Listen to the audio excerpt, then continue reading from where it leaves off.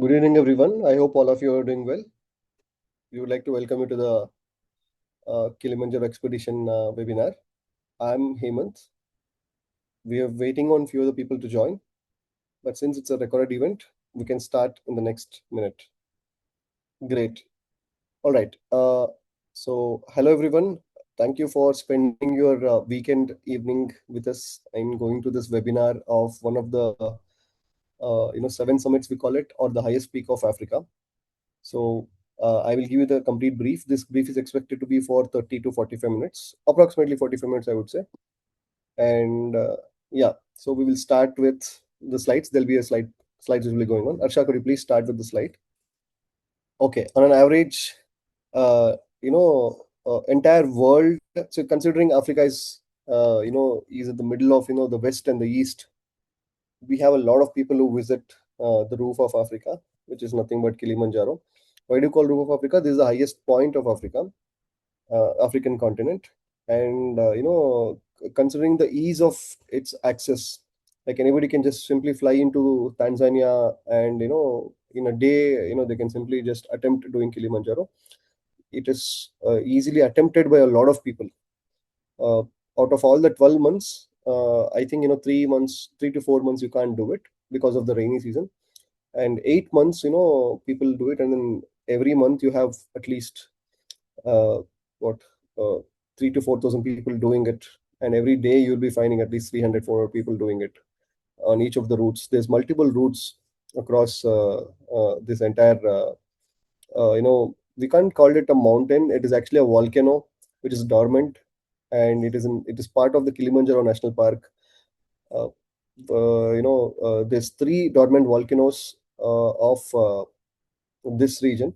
Kilimanjaro is the national park, and in the national park, one of the crater, right, is called Shira crater. In the Shira crater, you have the highest point, the rim of the crater is where you go and try and reach the highest point of the entire African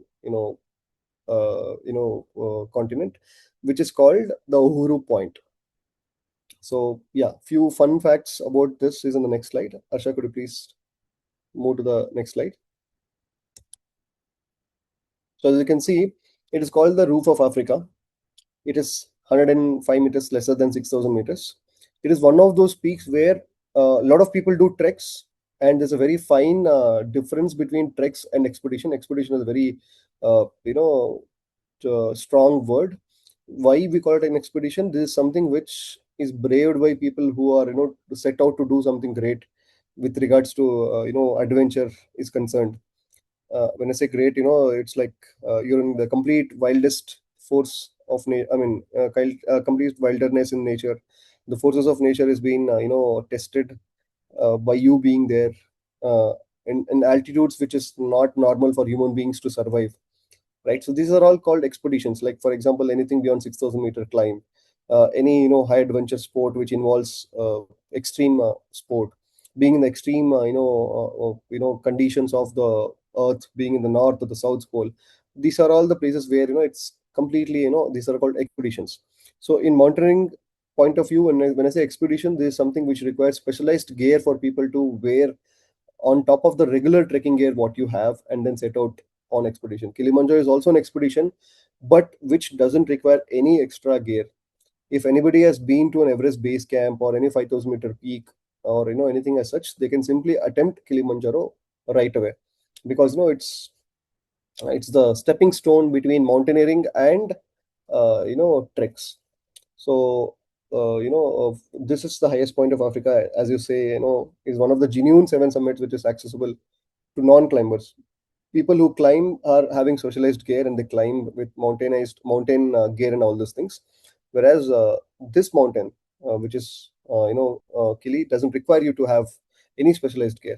Good trekking boots, good gear which required for your your trek pants, your down jackets, uh, and your all the gloves, mittens, or on top of that your sun cap and all these things are sufficient for you, which you do an high altitude Himalayan trek are sufficient for you to do Kilimanjaro.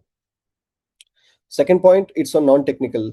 doesn't require any technical skills. Usually on top of a mountain you require technical skills. So we defined mountains which are beyond 5500 or 6000 meter, in the subcontinent of either, in India, or any parts of the other parts of the world where there is some climbing required on top of a mountain. You might categorize the mountain as a technical and non-technical. Since this mountain doesn't require any technical skills like a rope, or putting a rope across you, or tying yourself into a rope, and all these things is not required. So we call it a non-technical mountain. And third, you get to see five different ecosystems. That's what it says, when I say 5 worlds in 8 days. For the entire week, right, you get to see five different ecosystems from the bottom of the mountain all the way until the summit of the mountain. You see five different ecosystems. So the ecosystem where, you start with, so one, the urban ecosystem, which we go on, which is not part of the five, obviously. So the moment we start with uh, the thick evergreen forest which is in and around the mountain range. The Kilimanjaro National Park, it's a national park. So national park has thick vegetation across it. That's the first ecosystem what you can get to see. The second ecosystem what you get to see is the moorland. Moorland is nothing but, completely dusty, arid, and very African kind of a setting what you can see. If you've seen West movies in the Hollywood, this is how it is. All these cowboys riding around on the horses and dust rising up. These are the entire moorland is going to be. It is still mix of some greenery, but then you have a lot of rustic, browny, and clay mud, and always mud in the air, always dusty environment, and all these things is what you see in the moorland. Once you cross the moorland, you get to the high alpine desert. So what is the high alpine desert? Even though it mentions alpine desert, it is not actually a desert. It is a region where it is in high in altitude, which is closer to around 5000 meters, and the water over there is very scarce. More than water, the humidity is so less that you feel very dry and cold at the same time, because of which the moisture in air is not there, moisture in the ground is not there, and you feel very very dry, and we call it a high alpine desert. And after this you have the actual climb, the summit which you do, where you get to experience the arctic kind of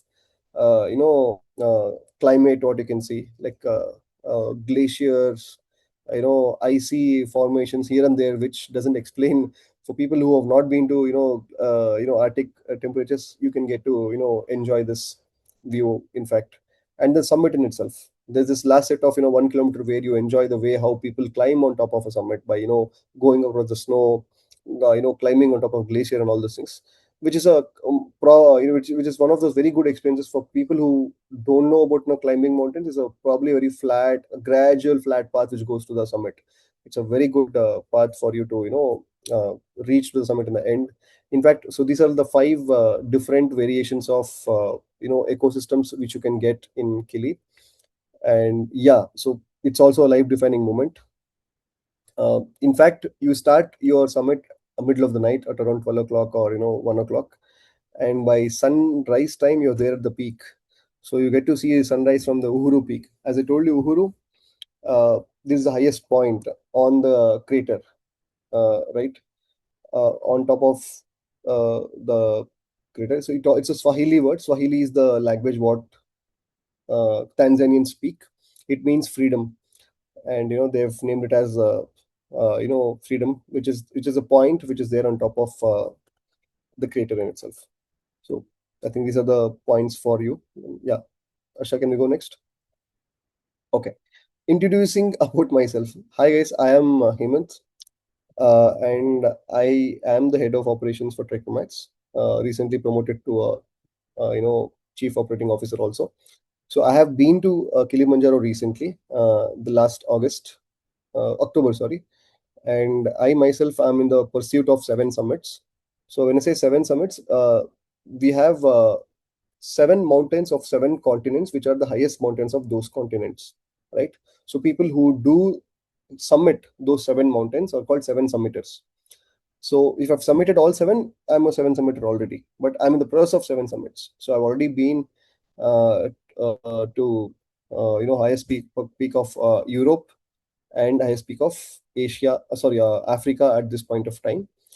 And the future ones are the remaining five of the seven summits. I've did already two of seven summits, and I'm planning to do another five in the coming year or two.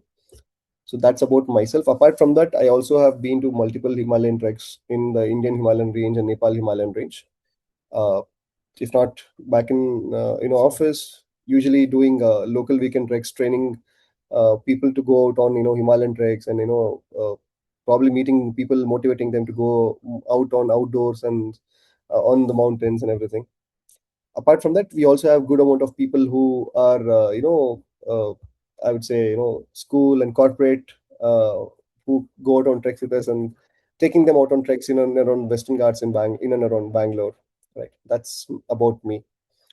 So I'll be your host for today, explaining every single thing about Kilimanjaro.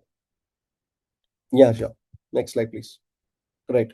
So these are the seasons of Kilimanjaro. So Kilimanjaro, if you can see, as I told you earlier, there's wet season which is there, which is basically the rainy season. So which is March, April, May. So obviously, as of at this point of time, we have what do you say, complete floody kind of situation, which will have, and then we cannot do the mountain. And again, around November, there's this one particular 20-25 days where they'll have a small season where it'll rain. So that 1 month, and then these 3 months, this March, April, May. So all these 4 months you cannot climb Kili because of I mean, it's completely rainy and monsoony, and it's very slushy. You cannot consider doing it, right? So now you will be the season starts itself from June upcoming. So we have multiple batches from June onwards. In fact, one of our famous batches is the Independence Day batch, where you leave at around, I think, 8th or 9th of August, and on the 16th of August you're on top of Kilimanjaro, or 15th of August, sorry, when you're there at that point of time, fluttering our national flag on top of the highest peak of Africa, right? So you can see there's this full moon bonus also, which is there, which is basically, we try to take you out on treks, with the summit day aligning with the full moon day, where you can get to see, it's a very beautiful sight with the full moon and all this entire stars glittering at you. You don't have to use your torchlight at that point of time. It's completely bright, and also it's at the same time dark, but then it's enough amount of brightness is there for you to find the path going all the way up until the rim of the crater of Kibo. So there's a dry season when you can attempt it, which is 8 months out of the season, and there is wet season when you cannot attempt it, which is 4 months of the season. When you whatever green and yellow are the seasons which you see, those bars are the seasons when you can actually do it. Yellow is the peak season when people consider doing it, because you have good amount of uh, you know time, good amount of conditions, and the ground conductivity with regards to the entire route itself is great at this point of time. So yeah, you can see those three yellow bars, which is basically July, August, and September, is a very good time to consider doing this trek. Yeah, sure. Next slide, please. All right. So there's multiple routes to do Kilimanjaro, right? So all the way, so Kilimanjaro National Park in itself is part of a protected.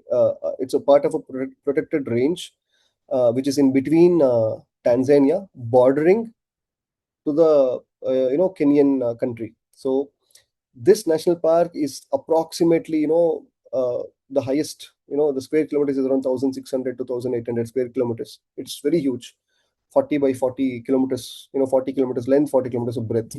It's somewhat squarish or rectangularish in shape. And there's three volcanoes which are there. So one volcano is called Kibo.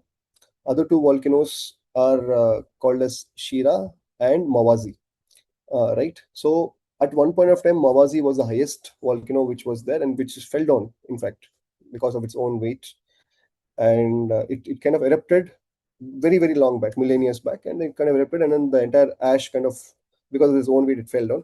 And the only two other, mountains which are there, which are seen like a mountain, like a mount, is actually Kibo and Shira, right? You can still see, Shira, Kibo, and Mawazi, if you open the map and all those things. And Kibo is the mountain which we're going to. So it is a round circle. You see a mountain, how it is. You can see a picture, right? So out of that mountain, there's multiple routes which you can do. We can start from the south of the national park and then go up, or you can start from the north of the national park and then come down. Wherever you start, you have east, west, north, south, whichever direction you come down from, you have to come to the exact same base camp from where you do the summit, right? So the summit day is going to be the same in all the routes. Whereas how we approach until the summit day, until the base camp, is where the routes differ. Why the routes differ? Because the national park itself is very huge. It's 1,600 square kilometers, and imagine 40 kilometers of length at one side. There'll be two different towns altogether. In fact, there are two different towns which are there. One is Arshua, which is on the leftmost part of the national park, and one is, or the west part of the national park, and one is Moshi, which is on the east part of the mountain range. So out of them, what TrekNomads does is called Marangu. Marangu is also called, as you can see there, it's called Coca-Cola route. Why Coca-Cola? Marangu is the most convenient route, shortest route, and the most convenient route for you to go do and then come back without having any kind of what is inconvenience, or having difficulty in doing the expedition. Why I would use the word inconvenience or difficulty? Marangu is the only route where you get a bed in a hut in dormitory, right?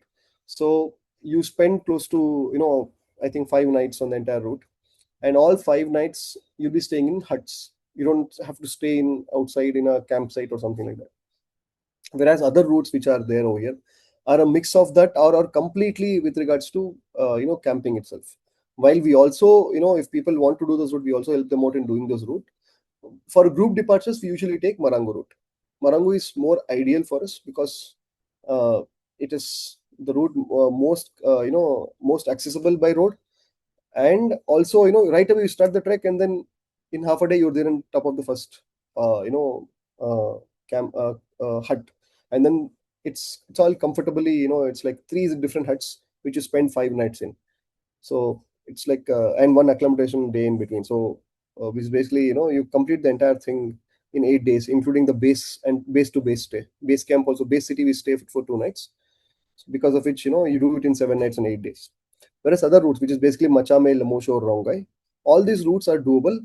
All these routes also start the same way. Same airport you arrive, same airport you depart, same base city you stay at.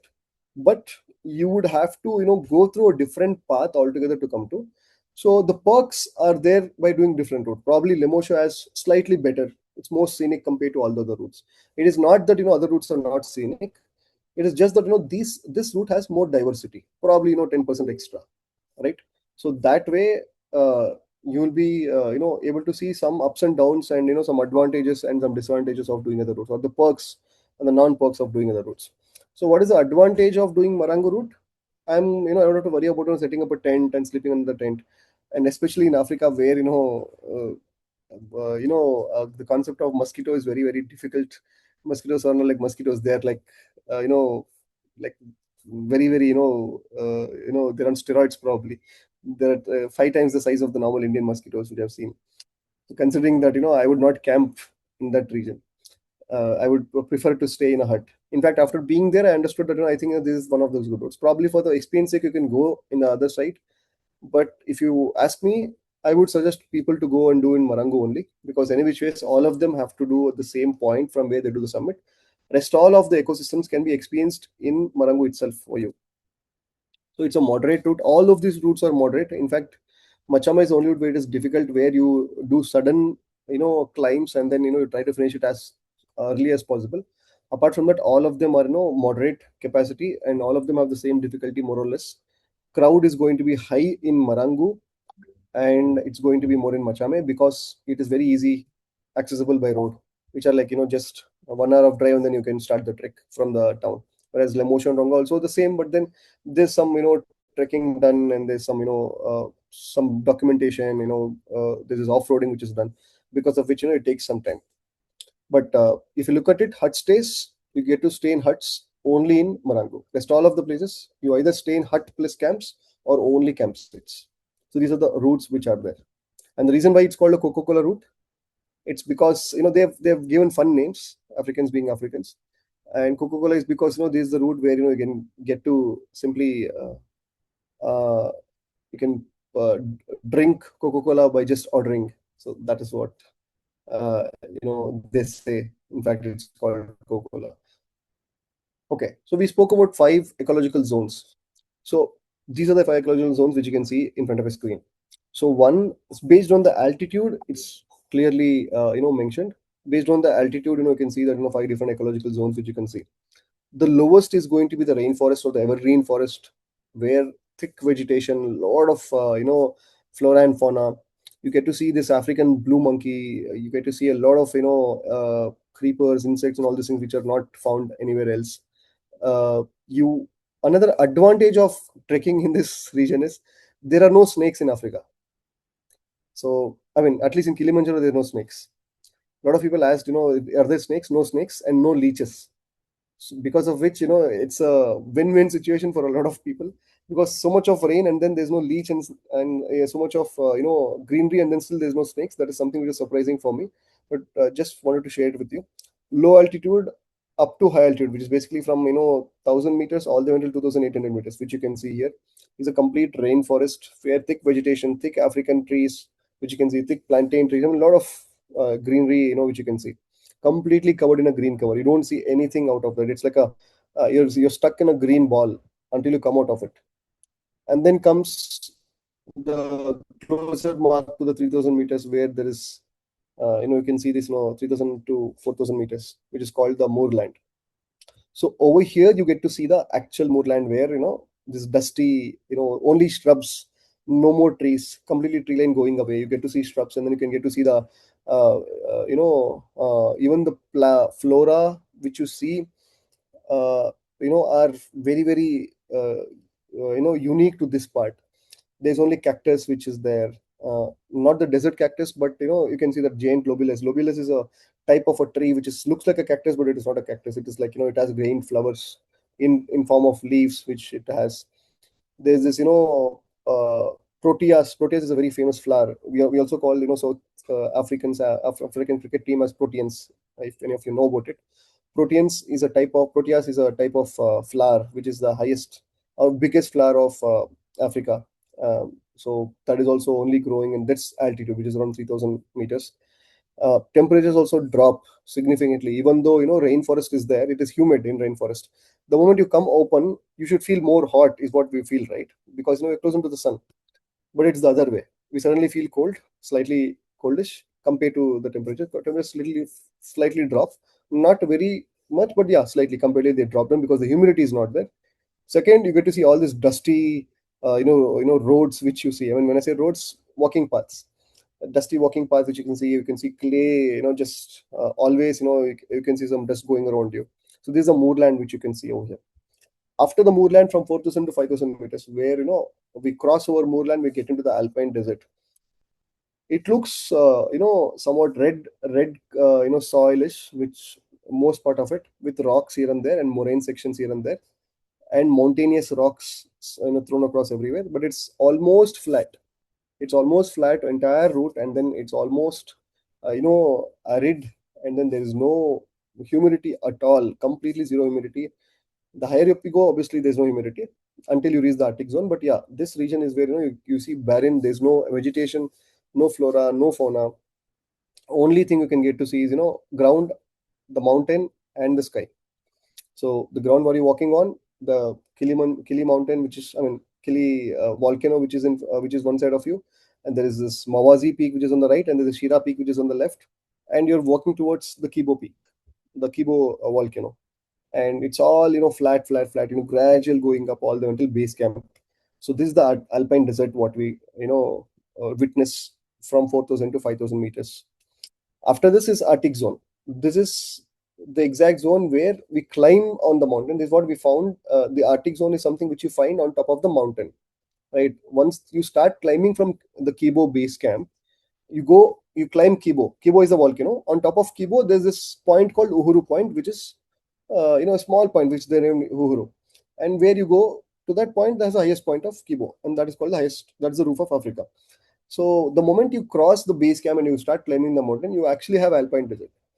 So the moment you cross over, I think 5,000 meters, right? There's this famous point called Gilman's Point, which is there.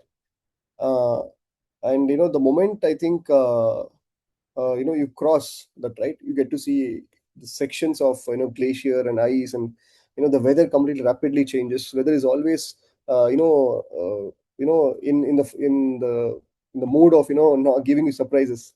It's always vigorous. It's suddenly cloudy, suddenly windy, suddenly it might snow, and suddenly you will witness rain for some time.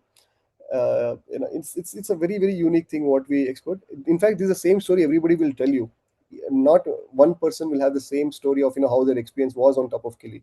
In fact, whatever stories I've heard before we went was very unique to what I saw, and whatever stories I heard just one day later after our summit was very unique. So I get to spend, I think, for a couple of batches, and I've seen different weather in this particular region. So yeah, Arctic zone is something which is always weather being very very surprising at all point of time. That's what you see. And once you cross over the Arctic zone, or in the Arctic zone, only you go to the summit, which is basically being at you feel like being at the top of a mountain, like just like how they say I'm on the top of the world, right? Or I'm the highest point of the world. You feel the same, because everything else is below you. Few thousands of kilometers of the entire continent of Africa is below you, below your yourself in it. So you're standing there, and it's a very cherishing moment for you. So you'll be at the roof, and then, I mean, touching the 5895 is like not a easy feat, but yeah, once you're there, you get to see that also as an ecological zone which you experience only on top of a mountain. So these are the five different zones what you can get to see. Actually, I think we can go to the next slide. Right. So before we go here, also one more thing for people who don't know, all the mountains in the world are combined. When I say combined, one mountain hitting into another mountain, dashing into another mountain, and them bulging up and then making a mountain. Whereas Kilimanjaro is not like that. Kilimanjaro is a national park. In that Kibo volcano especially, which is the highest, volcanic mountain, that volcano is a freestanding volcano, which is the highest freestanding volcano in the entire world. From base to the summit, it is a highest mountain in the entire world. It is not combining with any other mountain. It's freestanding. That's another fun fact which I missed telling, but I wanted to share it with you. Now, coming down to day by day, breakdown. What happens if I am from India, right, or any part of the world? For people going from India, you don't have direct flights to Tanzania from all parts of India, but you have a direct flight connecting from one of the African, countries. So usually from India, what happens is, let us say I'm from Bangalore, so I had to take a flight from Bangalore to Mumbai, Mumbai to Ethiopia, Ethiopia to uh, Tanzania. Same thing with regards to other people also. So just like our Air India and for India, you have Ethiopian Airlines for Ethiopia. They're the biggest carrier for entire Africa. So they have multiple connected flights between Ethiopia and Tanzania and multiple parts of Africa as well. So wherever you land, so they have a flight to Tanzania. So they have this connected, completely connected inside, in and around Africa. So ideally, if you're coming from, like, let us say, out of India, like let us say from US or the Europe or Australia, you ideally land in Tanzania, called the Kilimanjaro International Airport. Tanzania has one mainland and one island. Zanzibar is the island, by the way, and the mainland is basically where you land, and then the capital is somewhere else. You don't land in the capital. You land at a place called uh, Kilimanjaro International Airport. In fact, there's an airport called Kilimanjaro International Airport, which is exactly at the center of two cities, which are, just below the Kilimanjaro National Park. So, based on what route you do from that airport, you come out to the highway and you take a left, we go to Arusha. You take a right, you go to Moshi. So usually most of the people do Marangu. So we take a right. We go to Moshi town. Moshi is a town which is connected with a one single highway between, running, I think, coast to coast. So we go to Moshi, and we are there in Moshi for first day. We spend our time doing gear check and getting the brief of what is happening on the ground and everything. So we arrive at Moshi and take rest on this particular day. There's nothing else to do. Simple gear check and simple, exploring the place in and around wherever you are staying, and you're there. Proper rural, or I would say uh, tier 2 kind of a town, Moshis. And you in fact stay in a place called Shanty Town in Moshi, one of those places which we make you stay at. a good three-star kind of a facility where we make you stay. That is where your gear check will happen, and we'll suggest you what has to be rented out for you. And next day, when we are about to go to the trek or the expedition, we stop at the gear rental shop where you can rent yourself some gear in case if it's not sufficient. So day one is spent on arrival, gear check, and taking rest. Day two is spent on renting out the gear, what you don't have, and driving all the way to the gate of Marangu, from where we start the trek. So day one starts from around, you're at 900 meters in Moshi, and you drive all the way to 1800 meters. You have a 1 kilometer of elevation gain for two hours of drive. And once you're there, we, give all our bags get weighed, porters will take the bag, and, we'll start our trek from there. We would have had our breakfast in the hotel, and we'll have a packed lunch which we get. So around, I think, early lunch around 11 o'clock we reach the gate, and then we have our early lunch today, and then we will start the hike at around 11:30 ish, and we should reach around 5 hours, maximum 5 hours, as it says. So by, I would say around 4:30 ish you reach Mandara hut. Mandara is the first day where you go to and you stay there. In fact, a lot of Africans don't know that, Mandara is also a word. All the names, few of the names which are there in Africa have some Indianized meaning to it, or it looks like, they're Indian names, but they're not. They are, named by them completely. So yeah, so you go to Mandara huts overnight. So for those of you who don't know, luxury here is staying in a hut. When I say hut, it is not double sharing. It is not you getting what do you say, a very good tea house which you get in Nepal and all those things. It's not that. Here it is all, four sharing, six sharing. That is how, they give you rooms here. And if you are one of those lucky people, nowadays there's this new huts which have been made. So there'll be a hut manager or the ranger for that, hut, which is basically Mandara has a hut ranger who will decide. Whoever comes first, he'll hand out the keys. There's no pre-reservation which is done. You just pay them. I mean, from since you made a booking with us, so we'd have already paid to them, and whoever comes first, based on that, they hand out the hut keys. So you arrive at the hut, and then you stay in the hut on Mandara on this particular day. This day we are covering approximately, you can see, as you can see, around 800 meters of elevation gain on this particular day. 800 to 900 meters of elevation gain. Gradual, walk. You will definitely like this day. This is more like a hike than a expedition on this particular day, and the evergreen forest. Day two. It is the day when we go from Mandara to Horombo. This is when the expedition becomes serious. You gradually go from 27 all the way until 3,700 meters. This is the altitude of 10,000 feet, where people are suggested to not uh, you know go ahead without acclimatizing, because 10,000 feet is the altitude where a human being ability to survive normally ceases to exist. So you are suggested to acclimatize yourself by climbing up and sleeping low. We have a principle called climbing up and sleeping low. We'll speak more about it when you come there.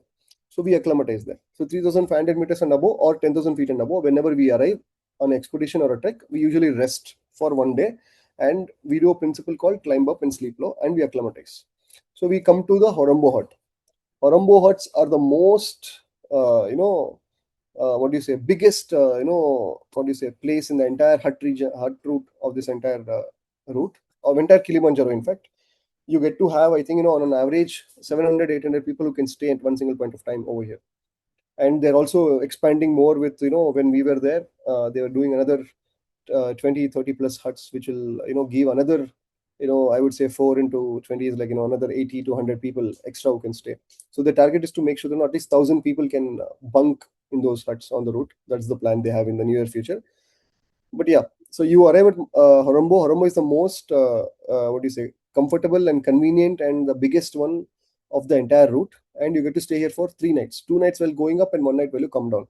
So day three is you arriving at Horombo hut, which takes you approximately around 7 hours, 6 to 7 hours. You gradually start at around, let us say, 8 o'clock, and you will be arriving like, let us say, approximately, so it's since 7 hours plus another you'll have some lunch stop which will be there. So basically the porters also will carry food for you. They'll have cooked food. There'll be cooking station in the huts where the porters, and there'll be a chef who will always be there on the route accompanying you. He will cook the food for you, warm food, which will have, in hot food, which would have been packed, and the same food is served at lunch points. Before you go to Horombo, around midpoint, which is around, around 7-8 kilometers, we stop and we have a lunch, whatever, they bring it with, from behind, and they serve you food there. You finish your food, and then you proceed forward to Horombo, and then if even if I add 8 hours to that, if you add 8 o'clock, by evening 4 o'clock to 5 o'clock, you should be there at Horombo, and then yeah, so you take rest on this particular day. This is the day when you go to the moorland. You lose uh, evergreen forest. You get to see the moorland, and you also enter the high alpine desert on this day. You're about to enter, but you're in the transition route. Next day you spend on acclimatizing at Arombo. What is acclimatizing? You give your body two options. Option number one, I'll be staying in 4,000 meters. Option number two, I'll be staying in 3,700 meters. So what we do on this particular day, there's this rocks called zebra rocks. There is a national formation of rocks where there's no white and black stripes. The mountain is black, but there's white stripes naturally, which is formed because of minerals, and they look like a zebra markings. So they call it zebra rocks, which is at an altitude of I think 4,500 meters or something. So we go to that high altitude as a hike for half a day. When you go to high altitude as a hike for half a day, what happens? Your body is giving two options. Do you want to stay in high altitude, or do you want to come down to low altitude? Considering it is not normal for a human being to survive beyond 4,000 meters, the body naturally agrees for you or accepts that, boss, I can't be here, I want to go down to lower altitude, right? So we trick our brain by taking it to a high altitude, so that we let it know that, no, boss, you have two options. Option number one, you're staying in high altitude, and also option number two, low altitude. So we climb up, we stay there for some time, and we trek down, and we sleep down. That way your base altitude gets reset. Until that point of time, your body is in the constant thinking, psychologically as well as physically. You're thinking, I'm going high and high and high, which is basically going high up in altitude, low in temperature, low in pressure, around external pressure in the atmosphere, and on top of that the air is getting thin. Now suddenly I'm going more higher up on acclimatization day than the altitude which I'm staying. So this is the day when I get AMS, or altitude mountain sickness, gets triggered. In order to avoid that, what we do, we go there, familiarize our body that this is the high altitude, and we come back down. Suddenly body feels comfortable, so it feels okay, it gets adjusted to the low altitude. In this case, the low altitude is relative, which is basically 3,700 meters. So you give option of your body to stay at either 3,700 or 4,500. So naturally what happens, body agrees to 3,500. You feel slightly normal, slightly better coming down to the low altitude, which is in reality high altitude for us. So we have given a break of one day and reset your body to adjust that altitude. That's called acclimatization for you. You also rest the entire second half of this day, and you're, uh, you know, uh, spending beautiful sunsets and the next day sunrises from Horombo. One of the few beautiful sunrises and sunsets of my world has been experienced from here. In fact, you should see this big cloud bed across the entire African continent. You feel like we don't see anything from the from wherever you're staying. You can get to witness that. So you spend the acclimatization night, having good food and preparing for summit, and then you call it a night and you take rest. Day 5 is the day when you go from Horombo hut to Kibo hut. So all the huts are named on one on other feature, and Kibo hut is named because it is at the base of Kibo mountain, or Kibo volcanic mountain. So Kibo is the volcano which will be climbing, right? And so Kibo hut is the closest one, which is called the base camp. Everybody whoever is coming from any different route will end up being at Kibo hut. So it is also a very important, significant stay on the route. A lot of the people who come to Kilimanjaro, in fact, don't even climb Kilimanjaro, or they don't climb the Kibo or the highest point. They come to Kilimanjaro as an excursion for day one or day two. They come to Orombo and they go back, right? Very few, when I say very few, a good chunk like of them go back. Like I would say 30-40% go back, and probably 50-60% of the people who come arrive at the gate usually do Kibo or climbing Kilimanjaro. So you get to see little slightly reduction in crowd uh, from the route where you're coming from, and addition of crowd from other routes which join. right? So you will have good amount of people from other routes which will be there, and then it'll take you approximately 10, I would say this particular day, even though it is shown as yeah, it is 11 to 12 kilometers. It is shown as 11 and a half kilometers. It is actually very, very varied. It may go from anywhere from 11 kilometers all the way until 13 to 13 and a half kilometers on this particular day. It's a gradual walk up. You hit a elevation gain of around 1,000 meters in this particular day. In fact, this will you can feel your lungs getting heavy. You can feel the breaths taking longer and difficulty and all those things. So this is the day when you do the actual climb in the entire high alpine desert. If those of you have been to Everest base camp or no, or any of those 3,000 and above, 4,000 and above meter treks, right, you can just replicate that over here. You feel the same. It's so long is what you feel, because 11 kilometers in high altitude is not something which we do normally in any part of Himalayas. We do 6-7 kilometers per day beyond 4,000 meters. But here we have to. There's no other option. There's no hut in between. So we go up to 4,700 meters at the base of Kibo. And today you start early. So we start at around 7 o'clock, as early as possible from Horombo. So we arrive at Kibo hut by early evening or afternoon, which is basically around 3 o'clock, and take rest. We sleep. As soon as we go, we change our clothes, we set up our summit ready, suits, and we take rest on that particular day. That day itself, in the night, at after a dinner, which is basically at we have early dinner also. They wake us up at around 7 o'clock, 8 o'clock. They give you dinner. They ask you to sleep again. Then they wake you up again at 12 o'clock or 11 o'clock, right? So that we can start the trek at 11, 12, or 1 or 2, based on how quick we are or how slow we are, based on our pace. Basically, based on our pace, our team will decide what time they'll wake you, either around 12ish, or probably post 12 o'clock. So our summit push will start at middle of the night as usual. It is around 500 to 6 kilometers long, and it should take you 8 hours to go up, and it should take you approximately 2.5 hours to come down. Sorry, 6 hours to go up. It should take you 6 hours to go up, and 2.5 hours to come down.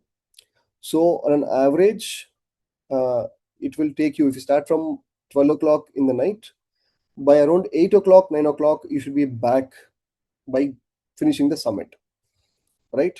If you start at 2 o'clock or 1 o'clock, like let's say however farther you are, add 8 to 9 hours for that time, and then it takes you that amount of time.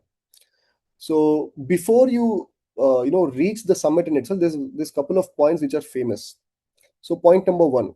So when you start the climb, it's the high alpine desert at 4,700 meters, and you reach Gilman's Point at the break of dawn. So this is exactly the starting point of the rim of the mountain. So you climbing up the volcano, which is a dormant, which is not an active volcano right now. You go to the rim of the mountain, the edge of the mountain. So the moment you reach the highest point of the edge of the mountain, it's called Gilman's Point. And this approximately 5,000 meters already. So I think 5,100 meters by the time you reach Gilman's Point.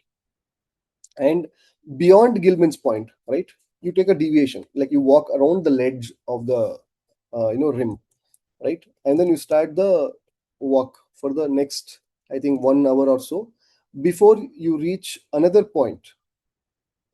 There's this another point which other mountain range which come and join, basically Lemosho route, uh, which comes and joins you at that point of time. So they come to the cone, like basically it's called, there's a cone section which is cut off, right? So the moment you reach Gilman's Point, you take a left turn, and then when you're going around and you come to another point which is slightly higher up, around 5,600 meters, you come to Gilman's Point.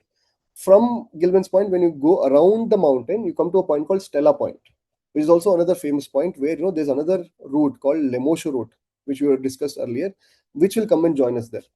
From where we all go together, in fact, gradual climb up. So 5,700 meters is around Lemosho. The Stella Point. From where we trek up all the way to the Uhuru, the peak of the volcano, or the highest point of volcano. So it's a 200 meters of elevation gain. It's, in fact, you can see it from corner of your eye. It's there, but it doesn't feel like it's 200 meters. But yeah, you will be climbing. It takes you another 1.5 hour to do that. Last 1.5 2 kilometers. And by the time you reach, it's already, I think 6:37 ish, and it depends on how quick you are and how is your pace and everything. So this is the Uhuru point. Uhuru is the point which they named after the highest point of the volcano of Kibo Mountain of Kilimanjaro National Park. I think I said it right. So Uhuru is the highest point of the Kibo Mountain, which is the dormant volcanic mountain of the one of the three mountains of the Kilimanjaro National Park. So by the time you reach here, you'd have, I think, sun would have been completely open, bright, and everything. You'd have seen the glacier point in and around you, all the glaciers and all the alpine weather you would have seen, and you take your mandatory pictures and everything, have the celebratory picture dance if you want to, which the Swahili guys usually make you do. And then once you finish and you take a u-turn and then you get down, usually the climb is 2.5 hours max. The climb down, it's because it's a descent, it's a complete descent, and by around breakfast time you should be back. Anyways, we'll have packed breakfast with us, we'll finish a packed breakfast there. You come back down to Kibo Hut. You take rest for some couple of hours because you had a very entire no sleep for the entire night and a very difficult expedition you should have finished, a very remarkable one. And by the time you're there uh, at Kibo, you're super tired, you earned your rest, you remove your clothes, you get super warm because it's around second half of the, I think, first half of the day. By the time you wake up, you change your clothes, and you give your luggage to your porters, and porters take it down all the way to Horombo again, the same route which we went up. We retrace it back. We come back to Horombo on this particular day. We finish Uhuru Peak. We come back to Horombo and we stay in Horombo Hut.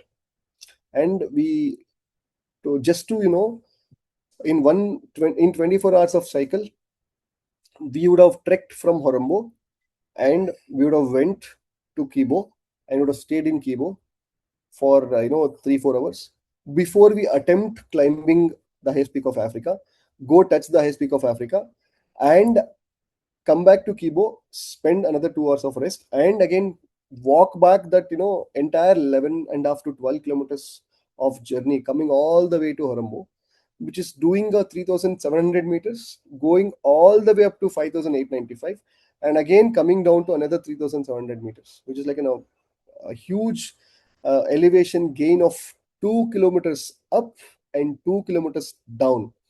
So that is not a easy feat. In fact, a lot of marathoners I have seen have not been able to complete it just because they over or undermine it, thinking that it's in a doable, very very easily doable, because a lot of people come and do it and everything. Either it'll become difficult with regards to physically, or it may become you may end up having AMS and all those things. We'll discuss about that in the next slides.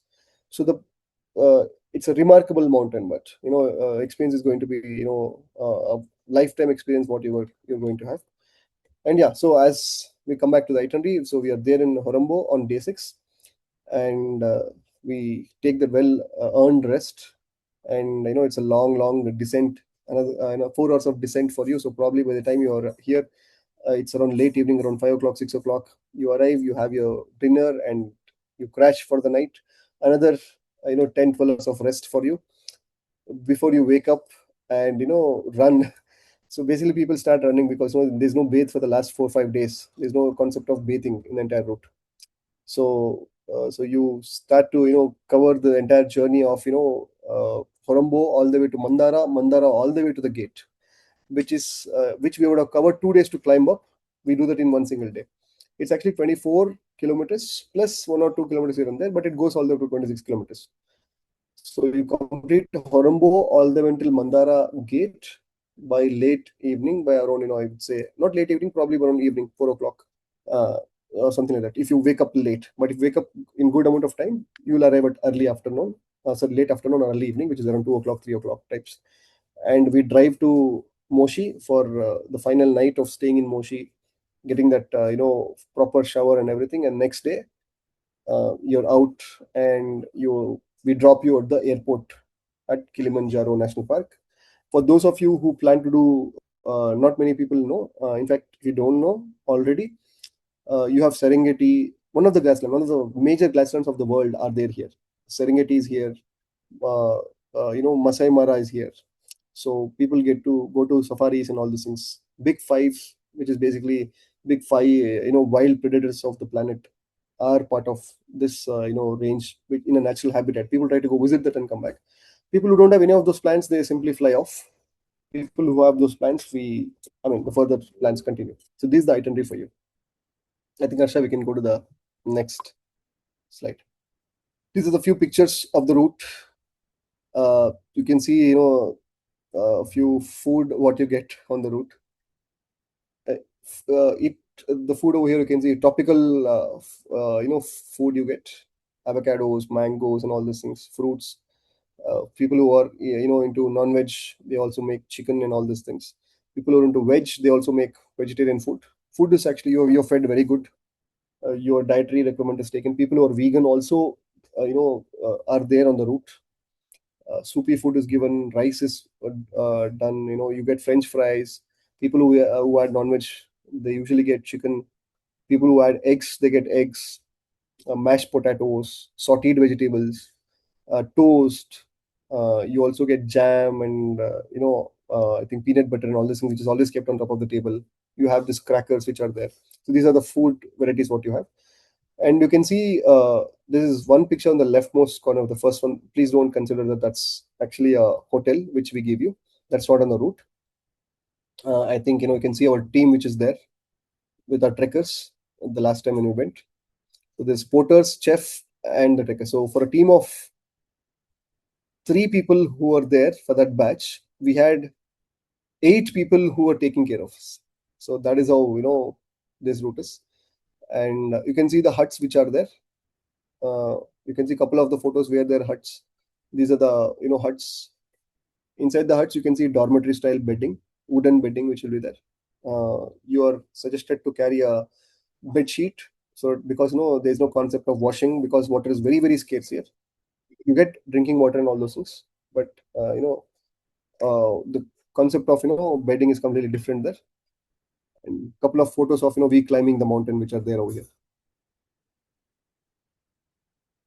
Actually, I think we can go to the next slide. Few more pictures. I think we got popcorn on one of those days. Popcorn and soup was in. You can see the bedding. How do you sleep? So the toilet which is there over here is the camping toilet. So please don't mistake on this. This is the same concept of toilet is there. This is for Lemosho route, whatever toilet you see. But on the, what do you say? On the Morangu route, you get an actual toilet with a water jet. Uh, you know, the faucet, what you call it, on two huts, Mandara hut and Horombo hut. But when you go up until, Kibo hut, there is no concept of, faucet. It's only, tissue paper what you have to use for that particular day, which is the base camp day. One of the days they did even paratas for us, which you can see. Pakodas and all these things is what they tried. And yeah, these are the photos. The one which is there in the middle, which you can see, there's a lady standing. This is the point where, Stella Point is. On the right side is the Gilman's Point. You can see the steep section where, there's this rocks which are leading to a route which is going on top of a mountain. That is actually the Gilman's Point. And yeah, you can see a beautiful sunrise in one of the bottom pictures. And the, the glacier which is there, which is melting away, which is on one of the bottom pictures, and we taking a photo at the highest peak of Kili. So I think these are the few pictures which, explain how the route is going to be. Yeah, sure. We can go to the next slide, please. I hope, that gave you, all the pictures gave you a rough idea of, how the route is going to be for you. Now coming down to how much of fitness you should have. So we had, multiple batches. I mean, multiple people were taken to Kilimanjaro. Out of all of those people, there's various set of age groups which are there and various set of fitness groups which are there. So few people are doing, 5 kilometers in less than 30 minutes. In fact, if you do 5 kilometers in less than 25 minutes, and few people are like, boss, I don't run at all, right? And a few people are like, no, boss, I can't run, I can't even cycle. So what do you suggest? So we suggest them staircase. Staircase is the most easiest, which is comparable to a mountain, right? So everybody can start at their own pace. 30 days is all that is required for you to consider doing the mountain. You can prepare in 30 days. Ideally, we suggest people to do a 3,000-meter mountain first, a 4,000-meter mountain, or a 5,000-meter mountain, any one of those. Trekking, basically. Do a trek before you consider doing Kilimanjaro, because the cost is also significant, and also you're attempting a summit. It's not so easy. At the same time, it is not impossible, right? You can definitely prepare yourself in 30 days to 45 days maximum. All you require is, having an experience of high altitude experience of doing around 4,000 to 5,000-meter mountain. That is one. And your physical fitness in itself should be just as mentioned over here, which is basically having the fitness of running 5 kilometers at least by 35 minutes. I would suggest at least 32 minutes, but worst case scenario, at least 35 minutes, right?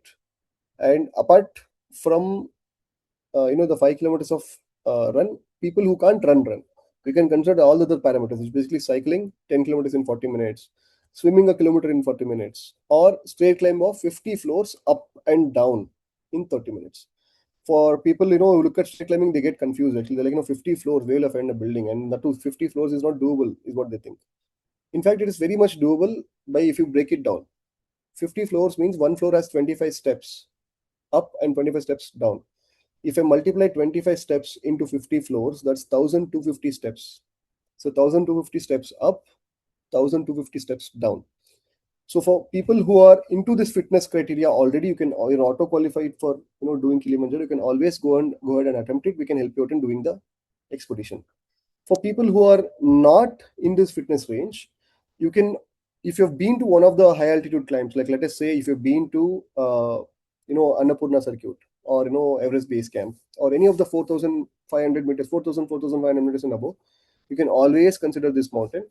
All you need is a good motivating team with you, who can push you all through the while. And yeah, it's all psychological than fitness after a point of time. So only things you can work on is you being fit for the 30 days or 45 days for yourself. Once you're through that, the biggest thing is the motivation. What there's multiple people whom I have seen in my I'm here from the quite half a decade here, at least me doing treks for a decade at least, and mountaineering for a decade. What I've realized, I have been to a few deadly expeditions also. After a point of time, every single time, I have thought of giving up multiple mountains myself, thinking that I'm not fit, certain times. But when I come back down, always reflected myself and thought, okay, so it was not the fitness because of which I've come back.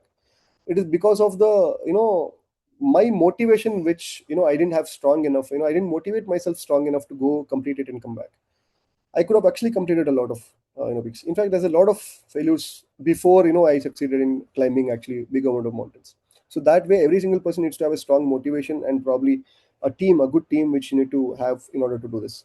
So that way, two things are required. Yes, you need fitness. So this kind of fitness, what is there in front of your screen, that is sufficient for you to attempt a Kilimanjaro. If you have been to already a 4,500 meters and above kind of a trek, and you experienced and understood, you're familiarized with regards to the terrain, the difficulty in breathing, the cold, and all those things, then you're auto qualified for doing Kili. All you need to do is get a little bit fit for yourself, and then start climbing staircases wearing a backpack, not just doing staircases without backpack, not just doing it plain. Wear a backpack with 2, 3, 4 kgs of weight on it. Whatever exercises you do, wear it with the backpack and do it. And once you get that 30 days or 45 days of training, you're automatically there. You can do Kilimanjaro. Only the summit day is when you require extra motivation for you to not give up and complete it and come back. So these are the important factors which I would say people should consider while doing Kili. Arsha, I think we can go to the next slide. Okay, so altitude and acclimatization. This is why this is something which we discussed already. Is a continuation of what we have to talk. So uh, high altitude is something comes with a lot of risk. Now this meant to educate you, not to scare you, right? So please don't take it in a negative manner. What are the risks of going to high altitude, especially when you go beyond 3,500, 4,000 meters? So what happens in high altitude? You have, obviously you're high up in height, which is going higher up. Altitude is higher. Weather is colder, weather is more wilder, it is ruthless, right? And third, air is very thin. A lot of people say oxygen less or oxygen is lesser. No, it is not. Oxygen is there, but the kind of oxygen which is breathable for you to take in, the density of oxygen is not there. It's roaming around. It's just, it's not there. It's not so easy for you to get the oxygen inside you. Oxygen is lesser, and naturally your body is beating. The heart's pulse is faster. Heart is beating faster because you're high up in the altitude, irrespective of oxygen is there or not. So what happens when heart beats faster? It unwantedly burns the amount of oxygen which is present in your body, because of which oxygen, which is a normal, oxygen what you take, which used to, probably give you one breath, can give you, 5 seconds of survival, or 15 seconds of survival. If you can close your nose, you can survive for what, 30, 40, 55 seconds or 1 minute. An average human being can do anywhere from 30 seconds all the way until 1 minute, right? At least 30 seconds you can do it. For a person who's trained, probably 2, 5, 10 minutes. Depends, right? How much hour of breathing exercises you do. So what does it mean? Your body learns to survive with less amount of oxygen when you do breathing exercises. For a normal average human being who's not been there, what happens is when the air is thin, right, you are surviving on the 30 seconds of breath only. So you have to come back to normalcy. So the moment that oxygen becomes thin and high altitude and cold, and there's high amount of internal pressure, because the externally the pressure is lower, you get spooked. Your body gets into a panic mode. So it's very natural for your body to show some symptoms. In simple explanation, why do I get fever? It is my body way of letting me know that, boss, something is not right. Probably, few microorganisms are acting crazy in your body, virus or flu or fungus, whatever, some kind of infection is in your body. So it's heating up your body to expel these things out of your body. So you have cough, you have phlegm, which you have constantly coughing, you have constantly sneezing, all these things, right? And you have this high temperature, your urine is yellow. So all these things are the symptoms what your body shows in order to avoid any kind of further infection or any kind of deterioration of your health. These are all the symptoms. Similar to that, what is AMS? AMS is called as acute mountain sickness, which people get into when people don't motivate themselves right, and also they don't hydrate. One, physically, what is in your control? Walking in a good pace, consuming good amount of water to hydrate myself, good amount of water, consuming good nutritious food, and getting good sleep, at least 6 to 8 hours of sleep on the mountain, not having distracted thoughts, trying to get good rest for myself. If I don't have any of this, if I don't have the balance of any of this, probably I'm running or I'm trekking very fast, probably I'm not sipping good amount of water because of high altitude and it is very cold, you don't feel like drinking water, so you don't drink good amount of water. Because of that, the carbon dioxide from body is not going out, right? You're not having nutritious food, you're only taking little food, or probably you had dysentery because you had something wrong. I don't know, you didn't clean up yourself properly with washing your hands and you had something wrong, and then you're throwing up, right? All these things might happen, and then you may end up having bad physical self of yourself, right? Physical self, and then because of which you may, that aggravates AMS. But if at all you can take good care of yourself, good hydration, good nutrition, good sleep, and walking slow, you can see there's something called AMS. After the AMS, there's something called pole pole. Pole pole is nothing but a Swahili word which says slowly, slowly. So you can see the entire route people telling you pole pole, which means whoever it is, you're climbing up, you're coming down, everybody saying pole pole, right? One step at a time. So if you do all these things right, even if the symptoms crop up, it naturally you can acclimatize by going to high altitude and coming up to low altitude. But when symptoms can't be controlled, few percentage of us cannot bear even after doing all these things right. We never know.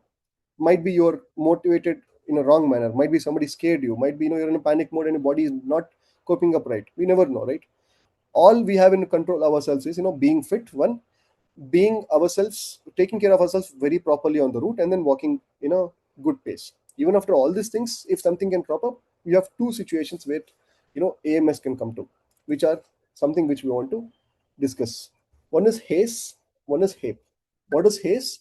High altitude cerebellum edema, or high altitude pulmonary edema. Edema is nothing but a liquid leakage in your body, internal, a fluid which is filled in your body. And these are usually, how does fluid fill your pulmonary? Pulmonary is your lungs, and cerebral is your brain, or the cerebellum. So how does liquid go to that part? Because of the constant, where, altitude change, the moisture change, and working up yourself, right? The capillaries, which are the lower nerve endings of your body, usually burst open, which is very normal in our altitude. In fact, this happens daily. It's a part and process of ours. But there's no altitude gain. Up and down is not there. That low pressure, high pressure is not there. Because of this low pressure, high pressure, what happens internally? The pressure is built, and then the capillaries burst, and there's a liquid which gets formed, and there's this liquid formation in your either chest or your cerebellum. It, a lot of things happen, a lot of changes in your body, but this change is very catastrophic for you, which leads to AMS. So usually in cerebral edema, it's very clear. You get shooting pains at the back of your brain, and you can't think straight. You can't walk straight. You are, you can't speak properly. Your speech is slurring. A lot of things, right? You can't do a lot of stuff which is normal. In fact, you can't physically be present. You can't even trek. Your eyesight, weakens. It's very easy. It's very easy to detect, and then in fact that is more dangerous than this. In fact, I mean, sorry, we have mentioned otherwise, but it's easy to recognize that, and then we bring you back down easily. Whereas high altitude pulmonary edema is something which is tricky. We don't understand it. It's not very easy. We can, even though we know you're breathing, even a normal human being who's acclimatized well also feel very difficult in breathing in. He'll feel a slight pain. He can't take the deep breath. He now and then when he coughs, right, he'll feel very, gassy or something like that. He doesn't feel really great about himself. But then there's a very thin line which differentiates between you having breathing difficulty versus you having actually AMS breathing difficulty, right? So AMS is nothing but altitude mountain sickness.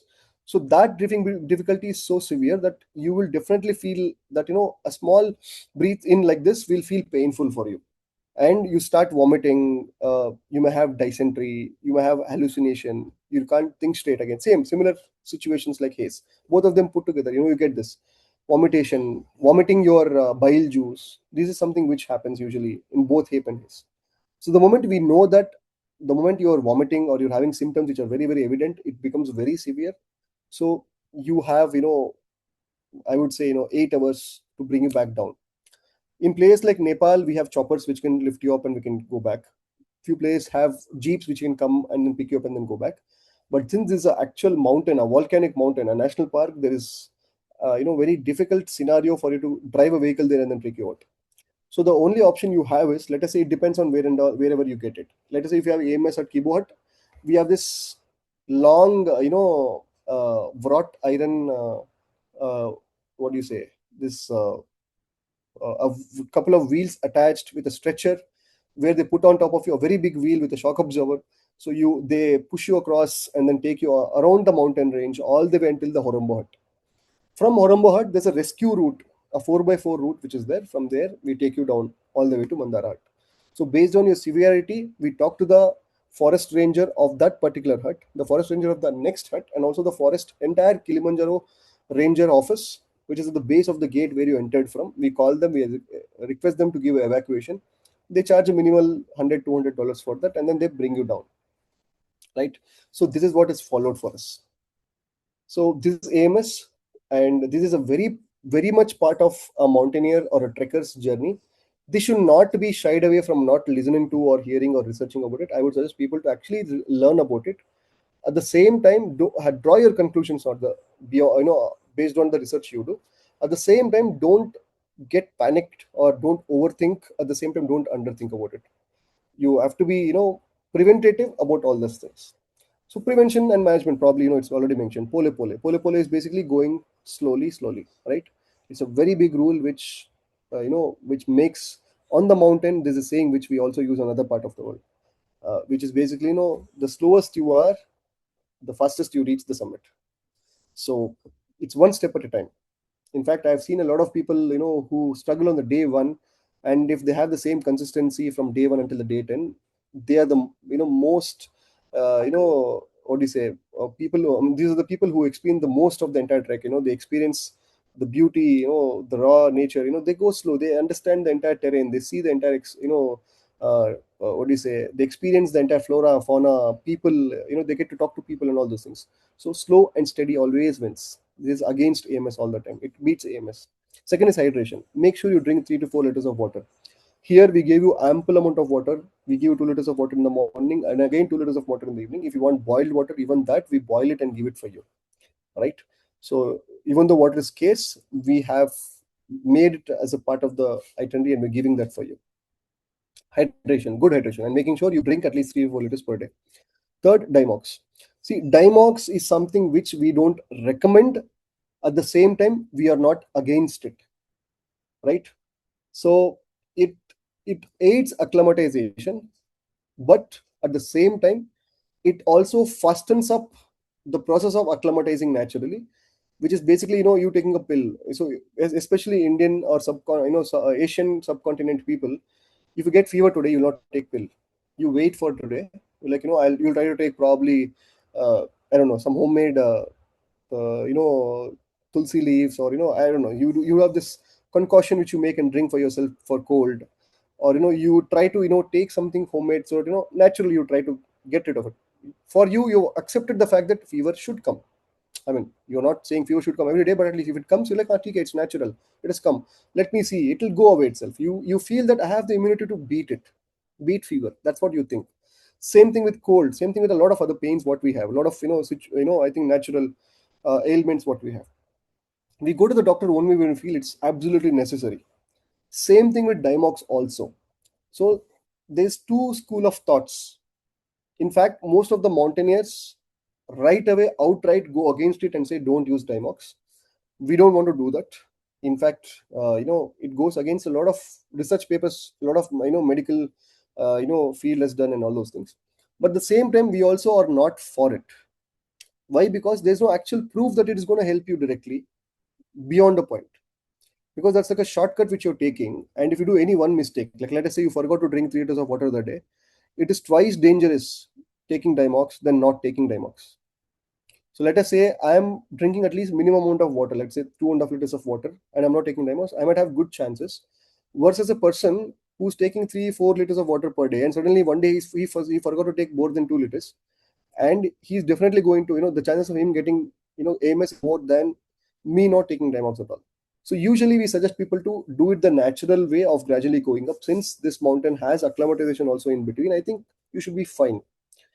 At the same time, we also suggest people to take, they can draw their own conclusions. They can do a little bit of research about this, and then they can take Dimox based on their doctor's advice.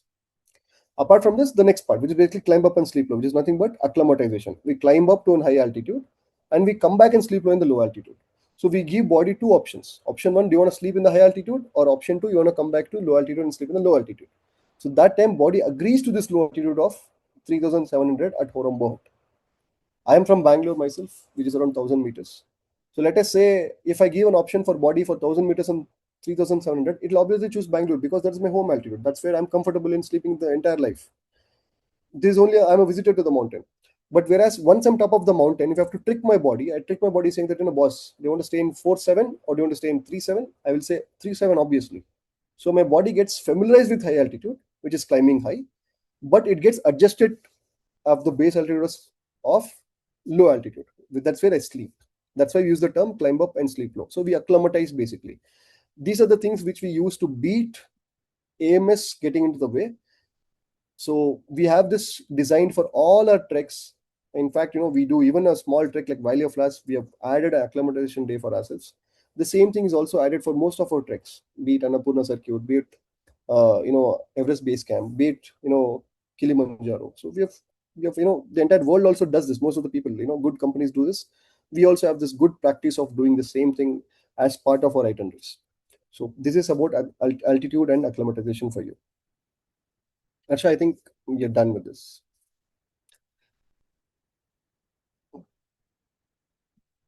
So essential gear checklist. So there's a lot on your screen to explain all these things in probably a minute or two. For those of you who have been to any Himalayan treks for 4,000, 5,000 meters, the same gear is sufficient for you to do Kilimanjaro. No extra gear at all. But since it's a summit, it is going to be cold. You might need a good quality down jacket, extra layers of trekking pants, a layer of you wear a layer of fleece thermal, and then wear a trekking pant on top of it, and extra thick gloves which can save you in the middle of the night cold climbing the Kibo mountain or the volcano going to Uhuru Peak, right? So now this is something for people who have already been to 3,000, 4,000, 5,000 meter of treks. For people who have not been on that kind of treks, you need, I would say, two best friends of the entire route. The porter is going to carry most of your luggage on the entire route for you, which is 10 to 12 kgs for you. He will carry it. Apart from that, you will have two best friends, which is required, absolutely required for you. Best friend number one, the moment you wake up in the morning, before you go to the bed, you use one single gear, which is constantly used every single point of time, right? Which is your trekking shoes. So make sure you have a good trekking shoes or trekking boots, which are high ankle, waterproof, and has very good grip. Repeating again, first friend for your entire trek or a expedition which doesn't require mountain boot, right? So a first friend on the trekking route is going to be a good hiking boot, which is waterproof, high ankle, and has good teeth. This is one. Second good friend, a very good backpack which you can comfortably wear, not feel like a punishment on the route, but feels more like an utility material for you, where you can stuff things and then still feel great about it. So a very good backpack is something which I would suggest, which has a trekking backpack which can survive the high altitude, the zips which you use very very vigorously, multiple pockets where you can keep stuff, probably one side laundry, one side water bottle, one side important stuff, right? And a quick open packet, sleeve where you can open a zip and then you can right away quickly open a poncho and put a poncho on top of you. And if you want a down jacket, suddenly you take a down jacket out of you within like 30 seconds, something which is more utilitarian. So good trekking bag which also hugs you, not gives you, as I told you, back pain, right? So these are the two important gears. Apart from these two important gears, bottom to top, you can see it's already mentioned here. You have your good trekking shoes, and after trekking shoes you have your socks. So socks is something every 2 days once you can use one pair of socks. But people who are more hygienic oriented, you can consider wearing socks, innerwears, and t-shirt. So remember, socks, innerwears, and t-shirts are changed every single day. For people who are used to treks and hikes, you can use the same socks 2 days. In low altitude where there's more humidity, you can't use the same sock. But in high altitude where it's very cold, right, you can actually use the woolen merino wool socks actually 2 days once. So this is something which you change every single day. Trekking pant, one is sufficient. Backup, probably have one more. Innerwears, each day one pair, or however it goes. And t-shirts, each day one t-shirt per day. Apart from this, full sleeve t-shirt is suggested for you, which is basically one full sleeve t-shirt per day. For those of you who don't have a full sleeve t-shirt, not to worry, have a dry fit t-shirt for yourself, and then take a cricketer sleeve or a sports sleeve, what you can wear, which you can convert your half sleeve into a full sleeve. So you can wear a full sleeve, but wear a you can that entire hand sleeves which you can wear each day. So then you don't have to worry about investing in more t-shirts unnecessarily. And always have a base layer which sticks to the skin, which is nothing but a thermal, and a t-shirt. On top of a t-shirt, have a fleece jacket, or we also call it a sweater. Apart from sweater, you also have a very good thick down jacket. This is what you have gear, main gear what you have. And other extremities which you need to have is basically your the biker's tube they wear, no? A tube which they wear, or a bandana which you cover the neck area, because the air should not hit your neck and go into the chest region. And you also have to cover your head all point of time, wearing a beanie or a monkey cap. For the sun, have a sun hat. Apart from this, you also get to wear a glove, which is two gloves. One glove is a liner, which is used, you can easily use your hand, and a proper mitten or a proper waterproof thick glove to cover for cold. Apart from all of these things, your toiletries, where it is mentioned, very good sunscreen, your first personal first aid kit, uh, your Dimox if you want a Dimox, oximeter if you want to check oximeter each day, and a good sunglasses, especially for people who are going to glacier, right? Good sunglasses and other stuff, which is basically your backpack, where if you want to have instead of a water bottle, you can have a bladder or a water pouch, which saves you time in removing your bag and taking the water bottle and drinking all every time when you want water. Instead, you can have a hydration bag, which is a pipe, and you can simply suck onto it and then you get water. You don't have to remove your bag. You also have a sleeping bag. This route requires sleeping bag, so we rent out the sleeping bag at the base of Kilimanjaro, uh, on the day when you go on top, which is basically in the Moshi town, not in the base. Sorry, from base of from Moshi town, we rent it out when we go. For people who already have a sleeping bag, you can carry that from India or from your home country, and rest all I think is there. A main backpack or a duffel bag which you give to porters, a day backpack for yourself, and probably your other extra personal medication, all the other extra stuff, valuables, and all these things which you want to keep for your back. This is your essential gear checklist. I think we've covered most of it.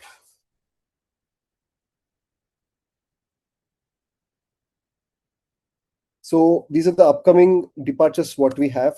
So we have batches starting from beginning of June. Every alternative week we have a departure. You can see the cost is very significant, which is around $2,600. This is $2,600 plus GST. So it comes up to 2,700 change or something like that. So those of you who might look at it, in fact, Kilimanjaro is expensive than climbing a actual mountain like, Elbrus, which is highest peak of Europe, and few other mountains in India where you can climb a 6,500 meter mountain or a 7,000 meter mountain. This is completely proportional to the kind of charges the national park has put. Every single day you are there on the route, there's this permit.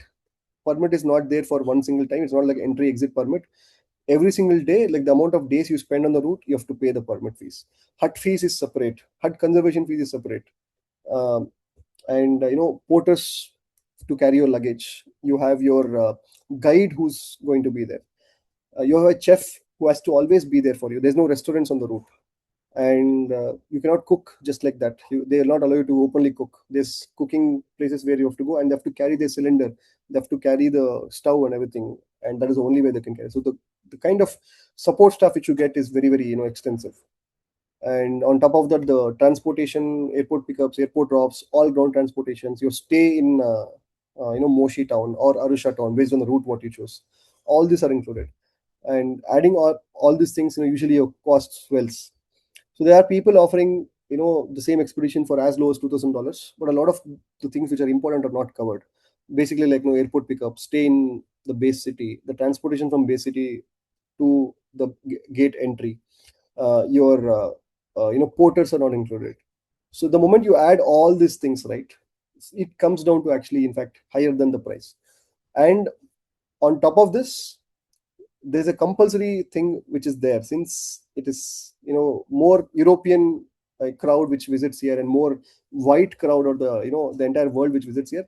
Tipping is a mandate here. So basically they add $300, which is an extra which you usually have to pay after the expedition. Whereas what we have did, we have made setting in such a way that we've asked ground team to collect. So this $2,600 has your tipping amount in that.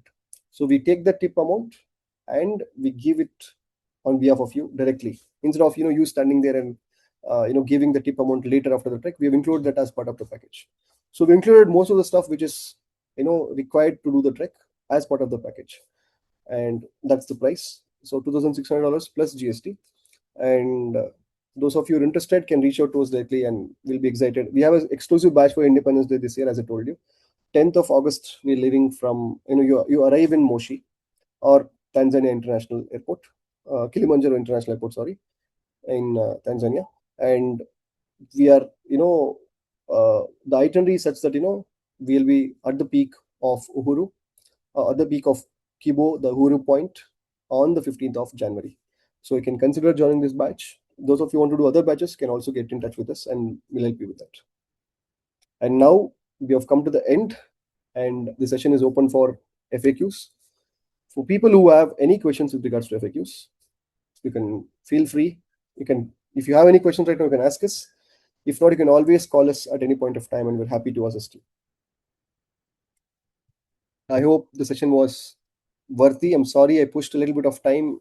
It pushed, I think, 55 minutes versus the 45 minutes what we had thought. But yeah, thank you for allowing me to host the session and give you the information required.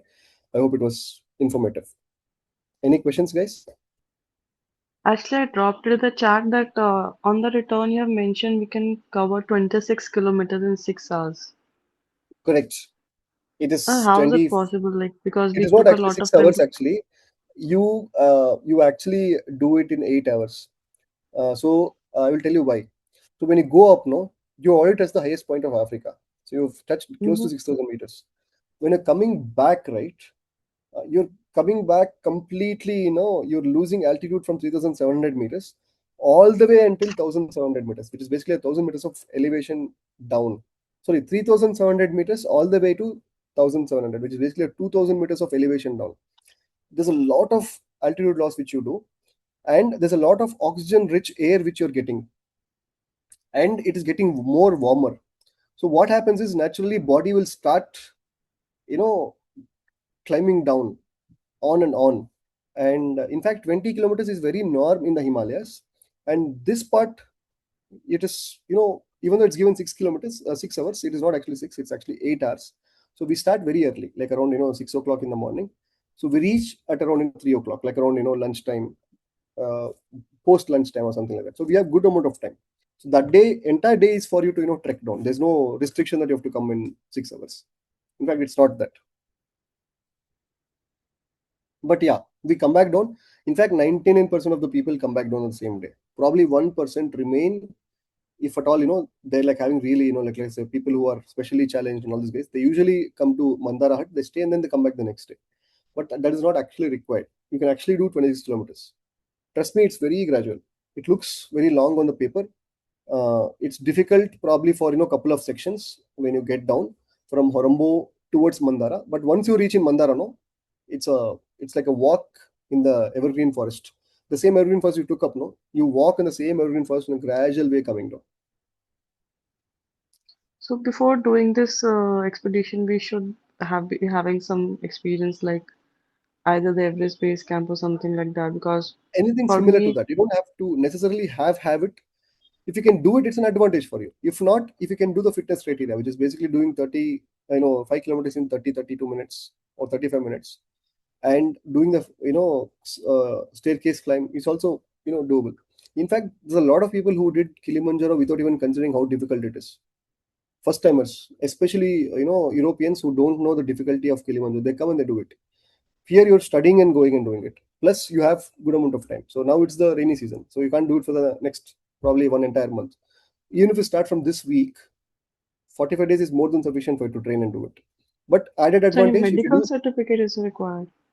Yes. So a simple medical certificate which says that you are fit, you have two limbs, you have four limbs, and then you are able to breathe properly, you're able to think properly. That is a basic medical certificate that's required to do a trek or an So expedition like this. nothing, no kind of fitness check otherwise. Fitness check, we ask people to in fact share it with us. For all expeditions, we ask people to share their fitness check. Even before the register, we ask them to share the what is the kind of fitness they have. Don't worry about the numbers first. Let us say you can do 5 kilometers in 40 minutes. It's okay, share it with us. Then we'll help you out in suggesting you training yourself, what to concentrate on, based on like let us say what diet you take, based on how hobbies you have. There may be somebody who's not into running at all. We suggest them to go out on treks. There may be somebody who's not into So what let's say. evidence they submit like for this? Sorry, what? What evidence they submit for this? Or you So require? fitness app. Basically, you just have a fitness app where you run. So, or basically, you go to a gym and then run on the treadmill and then give it to us. Stuff like that. Okay. Great. I think if you're not having any questions, what we will do is we'll end the webinar, and we can have, you can always reach out to us. You can take a screenshot of this, or you can just note it down if you want to, or you can always reach out to us from the online or on our website, and you can ask anyone to connect me, and then we can connect one of these days, and then we can have a one-on-one session on when you want to do it, and we can plan and help you out. With that, we will end the webinar for today. Thank you so much for allowing me to be a host for today, and I hope I've been able to share the information required for you to plan your expedition. Thanks again, and have a very happy weekend.